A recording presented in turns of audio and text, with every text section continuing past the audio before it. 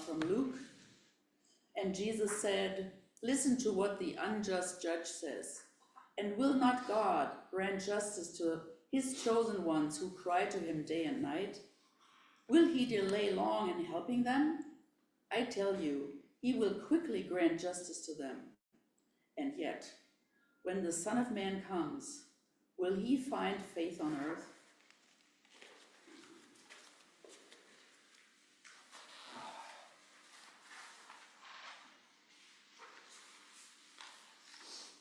Quickly. I feel like that's a complicated word in this story.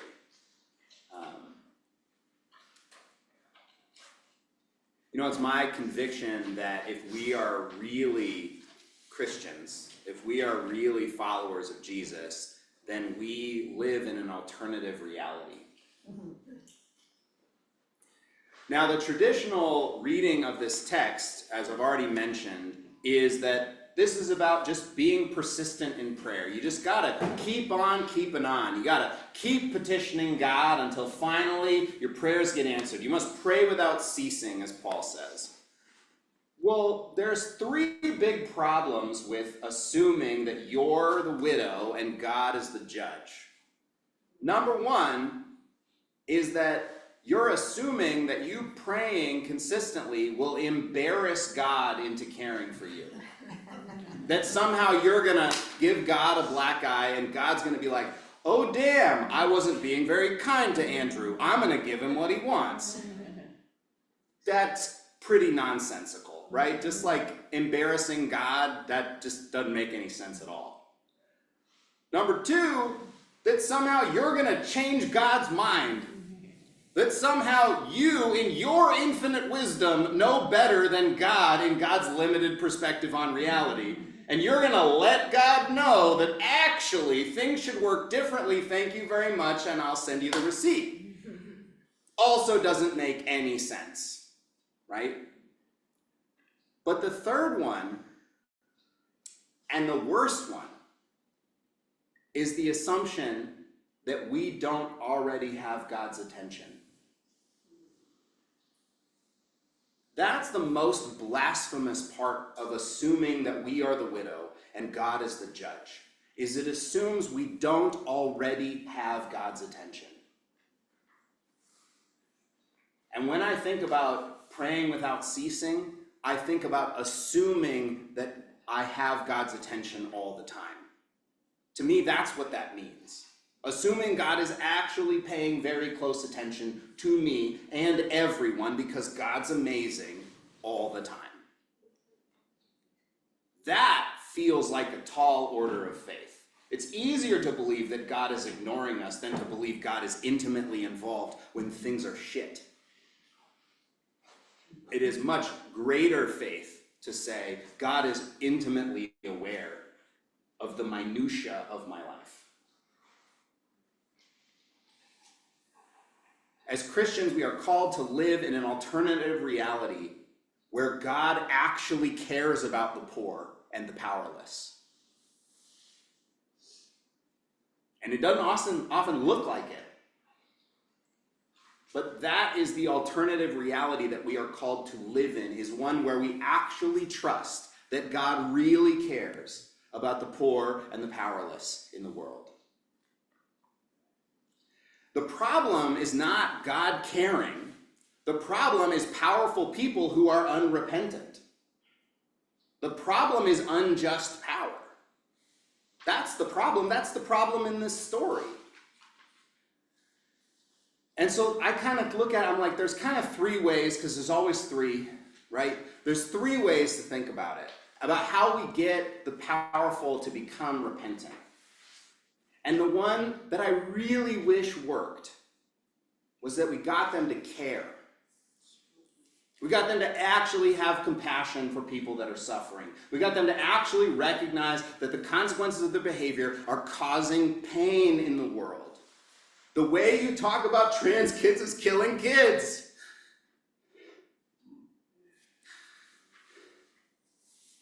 But that requires proximity to the pain. It requires people to actually learn about the suffering that is being produced in the world. And if there's one thing I know about power, is that it insulates you from suffering. That's probably its purpose, fundamentally, is to insulate you from suffering. And powerful people are not proximate to the suffering that they cause, and often on purpose. It's easier to talk about firing people and killing people than it is to actually watch people die. And so we don't. It's why it was so necessary in our country, as gross and hard as it was, to watch black men die in the street, so that we would get it, that it's happening, that it happens, that it's going to continue to happen. It's actually real.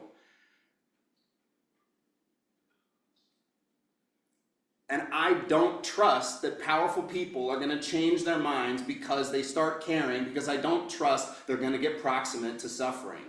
I don't trust that's true. So maybe we give them black eyes. Maybe we punish the powerful people. Maybe we drag them through the streets. Maybe we hang them publicly. Maybe we go get some guillotines and we start messing shit up. Well, what's that going to do? Create violence. It's going to require violence, and it's going to only create more. And guess what? They're going to change their behavior until they get power back. They're going to pretend that they care. They're going to pretend that they learned their lesson. They're going to pretend that they changed because they don't want the consequences to come to them until they get power back. And then they're going to get retribution because they were right all along. That's not going to work. Ken asks what you think about the commuting of the sentence of George Santos, even though he was convicted, and the dissolution of his penalties. I mean, am I surprised? Absolutely not. Black America is disappointed and not surprised by a lot of things. Women in this country are disappointed and not surprised by a lot of things. Queer and trans people are disappointed and not surprised. The suffering in the world, they are not surprised. It's the privileged and the powerful that are surprised. So what's the alternative? Because I don't believe the first one's going to work, and I don't believe the second one will ever produce what I want.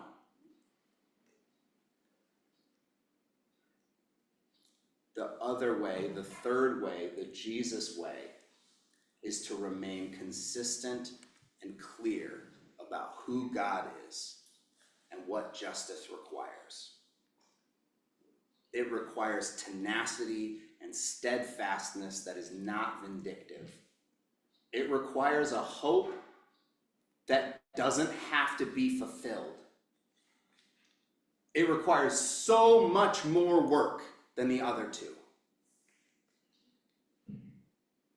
And Black America knows all about hope that is not fulfilled. And queer America knows about hope that keeps getting dashed. And the women in the room know about thinking that you're in a place that's legit until it's not, that it's safe until it's not. The powerless know about the tenacity required and the problem of hope if it must be fulfilled. This is why Christians must live in an alternative reality that has not been realized. It is incumbent upon us to live in a reality that doesn't exist. And that cannot be seen as fatalism. It cannot be seen as failure. It cannot be seen as pie-in-the-sky idealism, because it is way too hard for that. It is way too hard for that. It is a much bigger ask. There's this podcast that I just recently listened to. It's an Ezra Klein podcast, and he brings Ta-Nehisi Coates on, who's about 4 or 5 weeks ago. And he's been on there multiple times, but Ezra Klein is having this existential crisis because he's looking at Charlie Kirk. And after Charlie Kirk's murder, he's reflecting on, why is the left losing? Why are we losing? And his conclusion is that we have failed to do politics. Ultimately, he's saying to himself, we have committed to a narrative that they're idiots, they're bad, they're wrong, and we don't have to engage with them. And he looks at somebody like Charlie Kirk, and he says, that guy at least is going out and engaging with people. He's at least trying to convince people to change their minds. And Coates is on there basically saying, no, he's not. That's not the point at all. He pretends that that's the point, but the real point is to get people angry and scared, because that will motivate them. To get people fired up about a perceived injustice, a perceived disparity, a different false reality that you can get people to start storming the Capitol for. It's about constructing that alternative reality and drawing them in.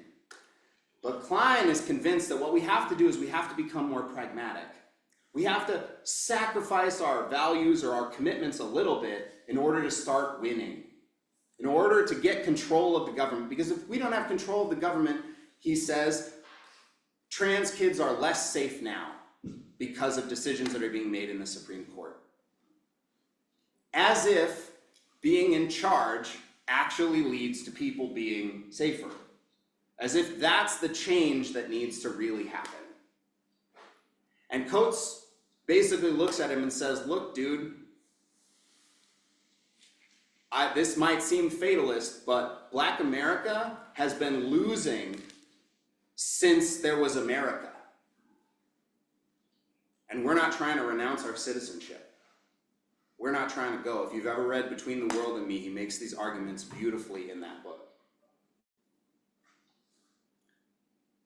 We have to hope for a thing that is not yet seen and be committed to an ethic of responsibility, committed to an ethic of saying, whatever's happening, whether I'm gonna win, lose, or tie, this is true. And his foundation of it is, he doesn't say it this way, and neither of them use any religious language, but if you listen to it, the foundation of their conversation is, everyone is a beloved child of God. And that is an interpretive lens that makes that whole conversation make so much sense, and it makes Coates' anger at Klein clear, because what Klein is kind of saying is, well, maybe we can compromise a little bit to get a win. And Coates is like, absolutely not. And I think Jesus would say, absolutely not. Christianity has always been an underdog religion. Now that might seem odd to say at the moment. Let me say it differently. Following Jesus has always been an underdog religion. Following Jesus has always been an underdog religion. And in fact, Christianity is more effective, more powerful, and more attractive as an underdog religion. It honestly doesn't make a lot of sense as the winning religion. Like, fundamentally, the themes of Christianity don't make sense in a context where you're winning and controlling and dominating. They make a lot more sense when you're losing, when you're suffering, when things aren't going the way that they're supposed to. The faith makes more sense. Now, that's not to say, and again, like, try to hear this without a fatalism. It's just the truth. Because what does Jesus tell us? He says, the poor will always be with you. And he's quoting Deuteronomy, and why is he saying that? Why is he quoting that? Not because he's saying, don't care about the poor. He's saying, we're always gonna have to do this. Like, the fact of the matter is, there's always gonna be wealth. There's always gonna be people who are in power, who have more than enough. And you know what it's gonna do? It's always gonna remove them from the context of suffering. It's always gonna hide the reality from them. That's how it works. It's not even like a moral statement, it's just truth. It's a descriptive statement. That's what happens. And so if that's what happens, then we're always gonna have to orient towards the least powerful, the most vulnerable. because they're always going to be excluded from power by definition. That's why we're an underdog religion. It's not because we're supposed to be, oppressed and oh my God, the Christians are getting poor treatment out there in the world and we need to go fuck shit up because of it. No, absolutely not. That is such a perversion of Jesus. No, we're the underdog religion because we always go to the underdog. We go and find the person who has the least rights, the least care, the least love, and we look them in the face and we say, you are loved, you matter. I'm so glad you're alive.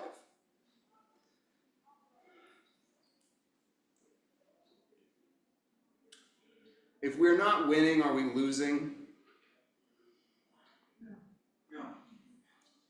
That's right. If we're not winning, we're just not winning. But we're not doing it to win. We're doing it because it's right. Because people matter. We're doing it because we really care. Because we've tapped into caring. When we lose faith. When the Son of Man comes, will he find faith on the earth? Will he find people that are still pressing against the powerful? Or will he find people that have submitted to the realpolitik, submitted to pragmatism, submitted to compromise, submitted to the desire and will for power? No. If we're going to be Christians, followers of Jesus, we are going to live in an alternative reality that is embodied in the midst of whatever the fuck this is. Are you able to tell the story of an active God in the world? Because the only way that God's persistence and God's patience is just is if God is actively working in the world to make a way for the vulnerable. Are you able to give testimony about God actually being at work in the world, in the midst? We've got to figure out how to do that, people. They need us too much to sacrifice being followers of the